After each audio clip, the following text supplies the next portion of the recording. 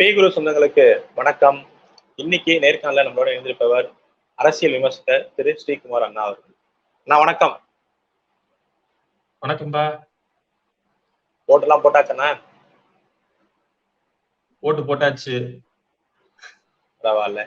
எப்படி எங்க ஊர் மாதிரியா போலிங்க? எப்படி உங்க ஊர் நடந்திருக்கு? இல்ல, இந்த தடவை கர்நாடகால ஓரளவு பிரிஸ்க் போலிங்கா இருந்திருக்கு. அதாவது கம்பேரிட்டிவ் வித் 2019 கம்பேர் பண்ற வகையில 2024 வந்து கொஞ்சம் அதுக்கு ஈடாகவும் அதுக்கு கொஞ்சம் நல்ல பெட்டராகவும் இருக்கிறதா தான் எல்லா இடத்துலயும் சொல்றாங்க. அந்த ஃபைனல் டர்ன் அவுட் டீடைல்ஸ் இன்னும் வரணும். வந்ததுன்னா அதுக்கு உண்டானதா இருக்கும். பட் ஓவரால் நான் பாக்குற போது என்கரேஜிங்கா இருக்கு. அடுத்தது இங்க அரசியல்ல பெருசா பேசப்படுறது, அதாவது இப்படி ஒரு தேர்தல் அறிக்கை, இப்படி ஒரு யோசனை வந்து கம்யூனிஸ்டுக்கே வரல. ஆனா காங்கிரஸ் தலைவர், சொல்லப்படாத அறிவிக்கப்படாத செயல் தலைவரா இருக்கிறது ராகுல் காந்திக்கு வந்திருக்கே அப்படின்னு சொல்லி அந்த ரீடிஸ்ட்ரிபியூஷன் ஆஃப் வெல்த் அதை பத்தி எல்லாரும் சொல்றாங்க. உண்மையாலுமே ராகுல் காந்தி அவர்கள் சொன்னது என்ன? அது முதல்ல சாத்தியமா? இல்ல, முதல்ல இத சொல்றதுக்கு முன்னாடி இந்த கொஸ்டினுக்கு உண்டான என்னோட விளக்கத்தை நான் 2 பகுதியா நான் பிரிக்க. ஒன்று, நம்ம அரசியல்ல பாத்தீங்கன்னா ஒரு 3 விதமான தேசிய கட்சிகள் இருப்பாங்க.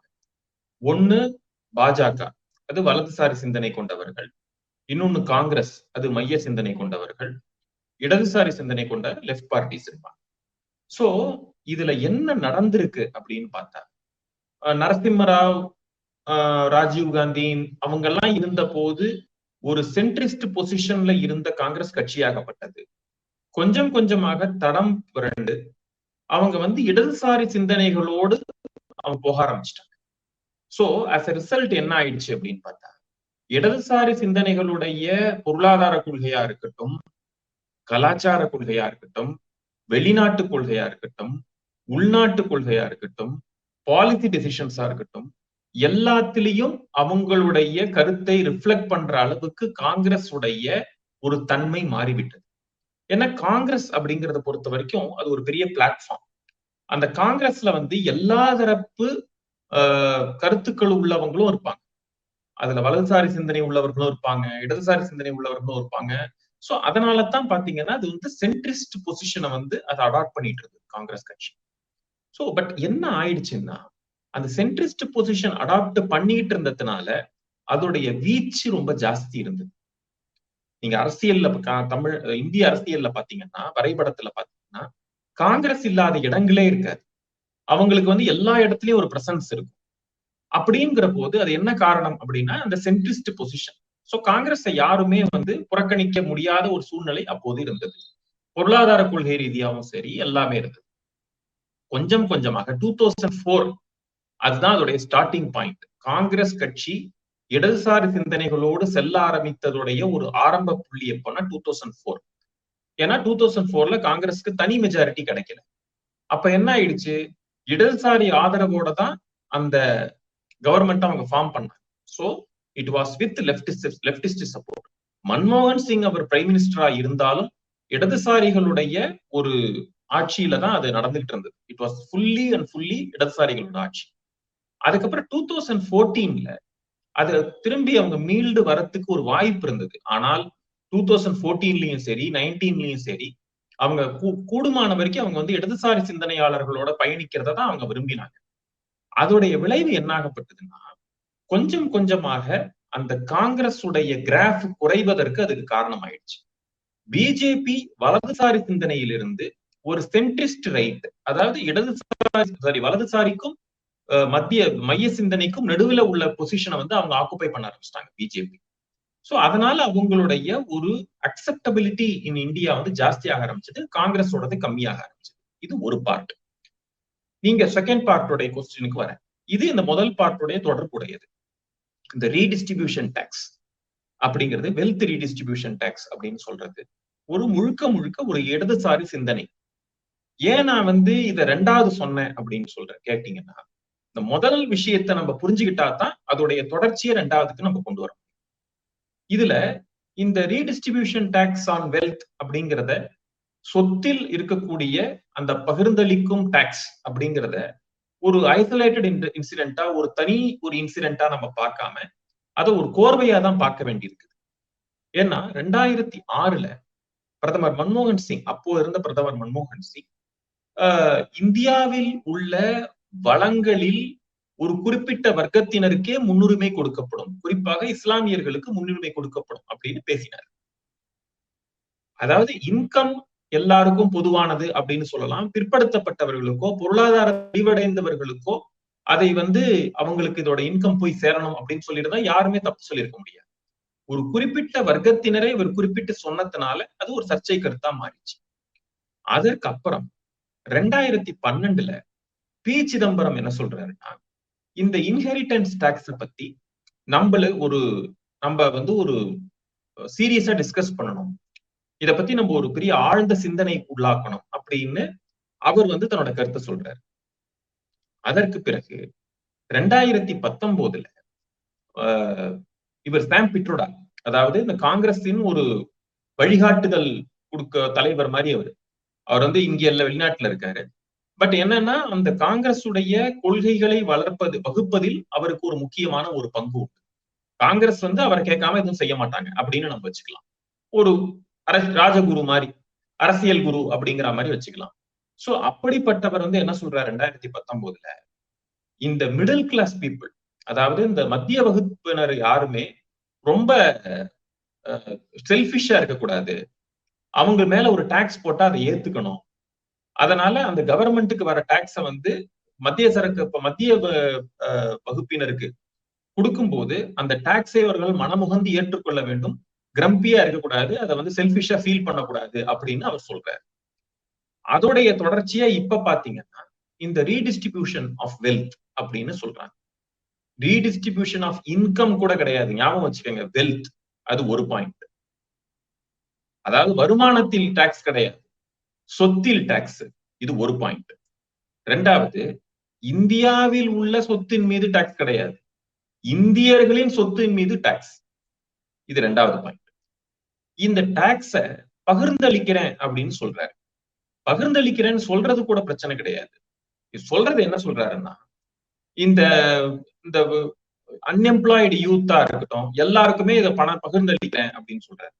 அப்போ உழைக்கும் வர்க்கத்தில் இருக்கும் ஒருவரின் சொத்தை எடுத்து உழைக்காத ஒருவருக்கு அதை பகிர்ந்தளிப்பதற்கு யாருக்கு என்ன உரிமை இருக்க முடியும்? இது சாத்தியமா, சாத்தியம் அல்லதா, சாத்தியப்படுத்த முடியாததா அப்படிங்கிறது ரெண்டாவது விஷயம். இதுல உள்ள மையக்கரு என்ன அப்படின்னு கேட்டீங்கன்னா, இவர்களின் நோக்கம். இந்த நோக்கமாகப்பட்டது மிகவும் பழுதான நோக்கம். இத அவங்க செய்யணும்னு நினைக்கிறாங்க. இதுல ரெண்டு விதமான டேஞ்சர் ஃபேஸ் பண்ணுவோம். ஒண்ணு, உழைக்கிறவங்க உழைக்கிறத நிறுத்திடுவாங்க. ஏன்னா உழைச்சு சம்பாதிக்கப்படுற சொத்துக்களாகப்பட்டது நாளைக்கு வேற ஒருத்தர் கைக்கு போகுது அப்படின்னா எதுக்கு உழைக்கணும் அப்படிங்கிறவங்க சும்மா இருப்பாங்க. ஒரு ப்ராப்ளம். இன்னொன்னு, உழைக்காதவங்க இன்னும் உழைக்காதவங்களவே கண்டினியூ பண்ணுவாங்க. ஏன்னா எப்படியும் உழைக்கலன்னா அந்த சொத்துடைய ஒரு பங்கு நம்மளுக்கு வரப்போகுது, எதுக்கு நம்ம உழைக்கணும்னு அவங்களும் சும்மா இருப்பாங்க.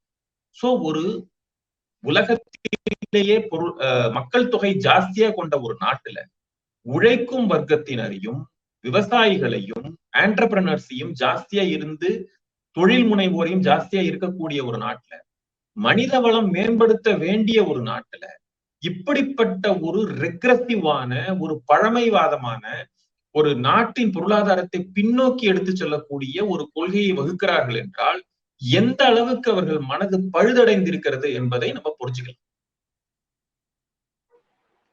அடுத்தது இந்த சாம் அப்படிங்கிறவரனால, அவர் பேரு உபயோகத்தினால இன்னொரு கேள்வினா, அவர் அதே மாதிரிதான் இந்த வாரிசு, அந்த இன்ஹெரிட்டன்ஸ் டாக்ஸ் பத்தி அவர் சொல்றப்ப, ஏன்னா இங்க யூகே யூஎஸ் தான் அது ஒரு சக்சஸ் ரேட்டு, அதனாலதான் இங்க வளர்ச்சி அடைஞ்சிருக்கு அப்படிங்கிற அவர் பேசணுன்னே அதுக்கும் ஒரு கிரிட்டிசிசம் வந்துச்சு. சோ அவரு சொல்றது என்ன, அது இங்க சாத்தியமா? ஏன்னா அதுதான் பிரதமர் அவர்கள் இன்னும் ஒரு படிக்கு மேல கொண்டு போறாரு மக்களிடையே.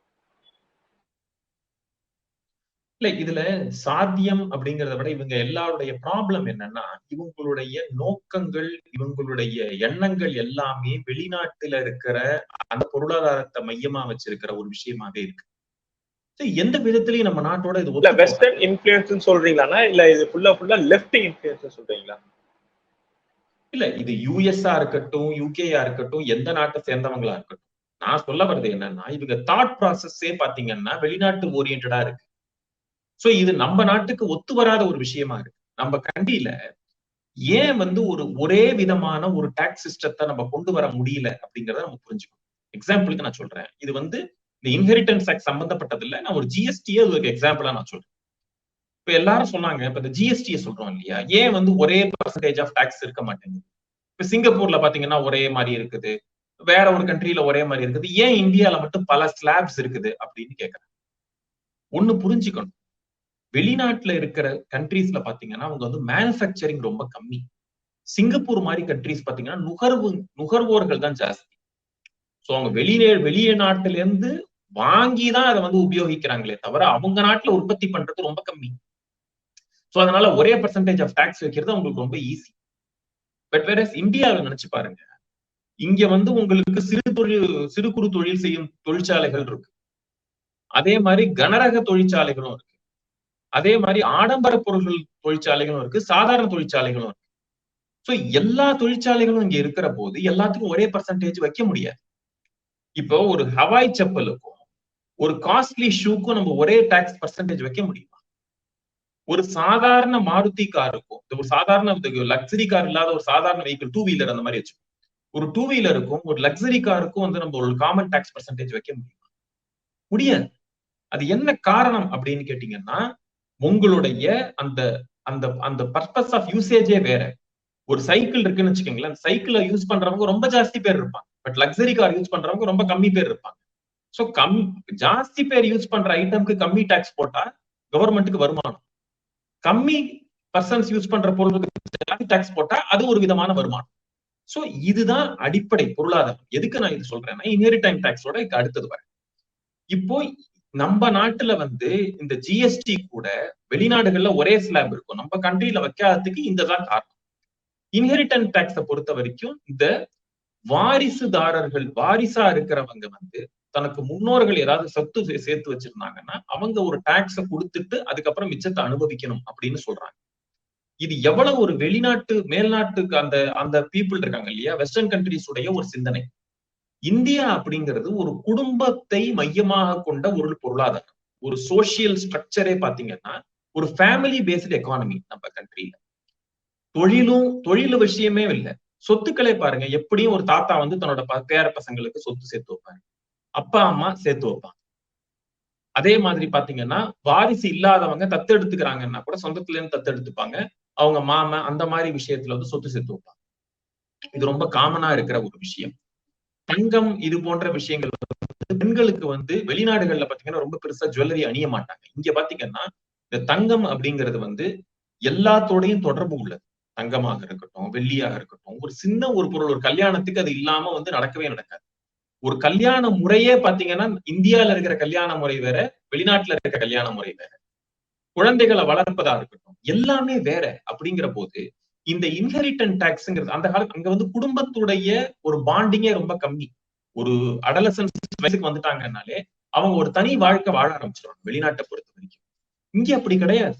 இன்னைக்கும் நம்ம பாக்குறோம், தாத்தா பாட்டி இவங்களோட எல்லாம் இருந்துகிட்டு இருக்காங்க குடும்பங்கள். அதே மாதிரி ஒரு வயதான ஒரு தாய் தந்தையரை வந்து கடைசி காலம் வரைக்கும் வச்சு காப்பாத்துற அளவுக்கு இருக்கிற குடும்ப சிஸ்டம் இன்னும் நம்ம நாட்டுல இருக்கு.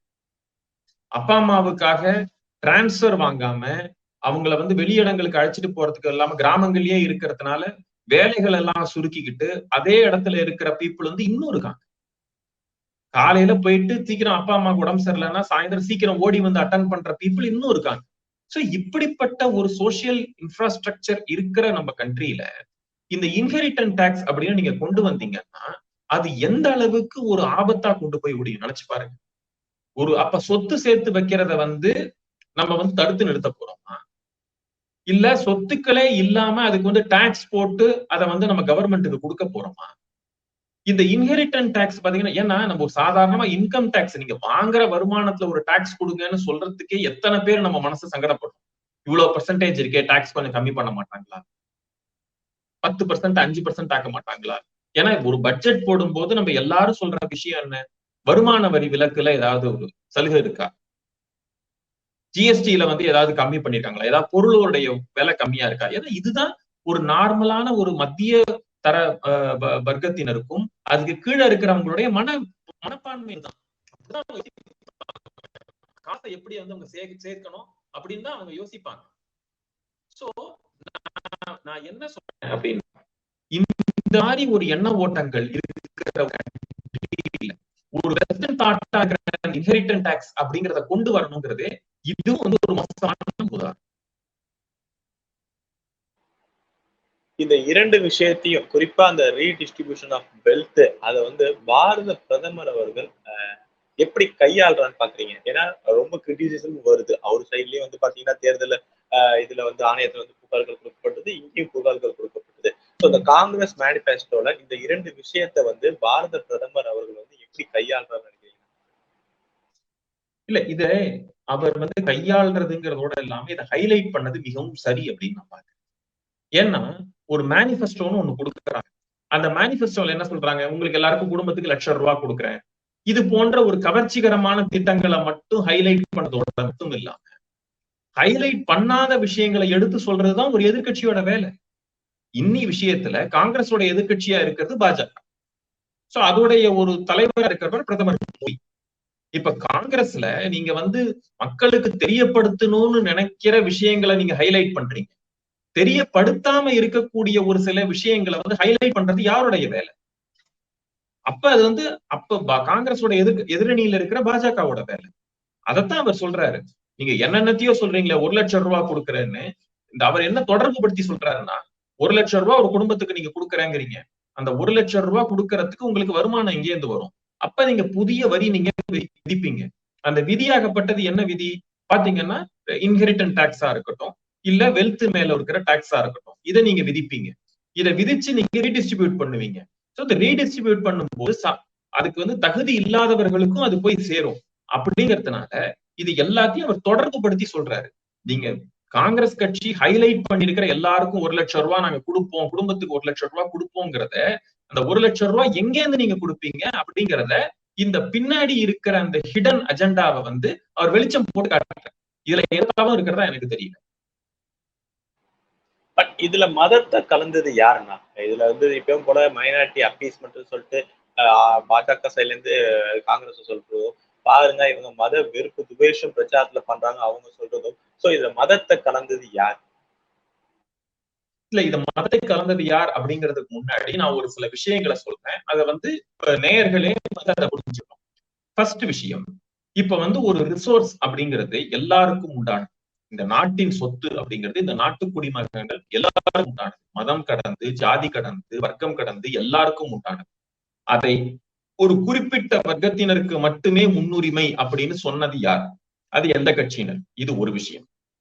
இரண்டாவது, எல்லாருக்கும் உண்டானது சப்கா சாத் சப்கா விகாஸ் அப்படின்னு சொல்வது யார்? இது இரண்டாவது. ஒரு இன்ஃப்ராஸ்ட்ரக்சர் ஃபெசிலிட்டி, அது ஒரு டாய்லெட்டா இருக்கட்டும், அல்லது ரோடா இருக்கட்டும், அல்லது வாட்டர் ஃபெசிலிட்டியா இருக்கட்டும், அது இன்சூரன்ஸ் ஃபெசிலிட்டியா இருக்கட்டும், அல்லது பேங்க் அக்கௌண்ட் ஓபனிங்கா இருக்கட்டும், அல்லது வந்து விவசாயிகளுக்கு உண்டான அந்த பணமா இருக்கட்டும், அது வர்க்கம் பார்த்து கொடுக்கப்படுகிறதா, மதம் பார்த்து கொடுக்கப்படுகிறதா, ஜாதி பார்த்து கொடுக்கப்படுகிறதா, இல்ல எல்லாருக்குமா கொடுக்கப்படுகிறதா? இது அடுத்த பாயிண்ட். சோ இது போன்ற வித்தியாசங்களை நம்ம பார்த்துக்கிட்டாலே யாரு அப்பீஸ் பண்றாங்க, யாரு அந்த அப்பீஸ் பண்ணல அப்படிங்கிற விஷயம் நம்மளுக்கு தெரியும். என்ன பிரச்சனை அப்படின்னு பாத்தீங்கன்னா, ஒரு சில மதம் அவங்க சேர்ந்தவங்க ஓட் போடும்போது என் பிளாக்கா ஓட் போடுறாங்க. அது அவங்களுடைய ஒரு தன்மை. அவங்க வந்து ஒரு குறிப்பிட்ட ஓட்டிங் பண்றாங்கன்னா அவங்க ஸ்பெசிபிக்கா ஒருத்தர் டார்கெட் பண்ணி அவங்களுடைய ஓட்டு என் மாசா விழுது. அதுல ஒரு ஒற்றுமை இருக்கிறது. சோ அந்த ஒற்றுமையான அந்த ஓட் பேங்க் தேவைப்படும் அப்படின்னு நினைக்கிற ஒரு சில கட்சிகள் அவங்களுக்கு தேவைக்கு அதிகமாக சலுகைகள் காட்டுவதும். ஏன்னா எல்லாருக்கும் காட்டும் சலுகையை அவங்களுக்கும் காட்டினா யாருக்குமே எந்த பிரச்சனையும் வரப்போறது கிடையாது. அது போன்று காட்டுவதும், சம்பந்தம் இல்லாமல் மற்ற வகுப்பினரை, மற்ற மதத்தினரை வந்து அவங்களை வந்து இன்சல்ட் பண்ணுவதும். ஏன்னா அவங்களுக்கு ஒரு சலுகை காட்டுறது வேற, அதற்கு சலுகை இவங்க எப்ப மகிழ்ச்சி அடைவாங்கன்னா இவங்களை இன்சல்ட் பண்ணா அவங்க மகிழ்ச்சி அடைவாங்க இவங்களே நினைச்சுக்கிறாங்க, இந்த கட்சிக்காரர்களே நினைச்சுக்கிறாங்க. சோ அதுல அவங்க செயல்படுறாங்க. இது போன்ற செயல்பாடுகள் தான் இந்த பிரச்சனைகளுக்கு முக்கிய காரணம். எல்லாருக்கும் எல்லா விதமான சலுகைகளும் கொடுத்துக்கிட்டு இருந்தீங்கன்னா யாருமே எதுவும் கேட்க போறது கிடையாது. அந்த ஓட் பேங்க் ஒரு பர்டிகுலர் பீப்புள்டேந்து வரும் அப்படிங்கிற அந்த எண்ணத்துல அதை வந்து எடுக்கணுங்கிறதுக்காக இது போன்ற ஒரு அரசியல்ல ஒரு ஒரு எப்படி சொல்றது, ஒரு நார்மலாக எல்லாரும் சீரான ஒரு தன்மை இல்லாம பண்றது ஒரு சில அரசியல் கட்சிகள். அதை மக்கள் புரிந்து அதுபடி அவங்க எக்ஸ்போஸ் ஆனாங்கன்னா பிரச்சனையே இருக்காது. ஏன்னா தவறு செய்யும் அரசியல் கட்சிகளை மக்கள் தண்டிக்க வேண்டும், நன்மை செய்யும் அரசியல் கட்சிகளுக்கு மக்கள் ஆதரவு கொடுக்க வேண்டும். அது மதம் கடந்து ஜாதி கடந்து அவங்க செய்யணும். அதை தாண்டி அரசியலில் மதத்தையோ ஜாதியையோ தூண்டினால் அது எந்த கட்சியாக இருந்தாலும் அதற்கு மக்கள் தண்டனை கொடுக்க வேண்டும், ஜனநாயக ரீதியாக. இதுதான் நான் சொல்லுவேன். அப்படி 2 தடவை கொடுத்தும் 3வது தடவையும் கொடுப்பாங்க அப்படின்னு சொல்லிட்டு கருத்து கணிப்புகள்லாம் வருது. அப்படி இருந்தும் அந்த அப்பீஸ்மெண்ட் பாலிடிக்ஸ் சில கட்சிகளுக்கு பண்ணிட்டு தான் இருக்காங்க. அது புரியாம தான் இருக்கு. பொறுத்திருந்து பார்ப்போம். உங்க நேரத்தை நம்ம தளத்துக்கு பயந்தமைக்கு ரொம்ப ரொம்ப நன்றி. நல்லதே நடக்கும். வாழ்க வளமுடன். நன்றி, வணக்கம், ஜெய்ஹிந்த்.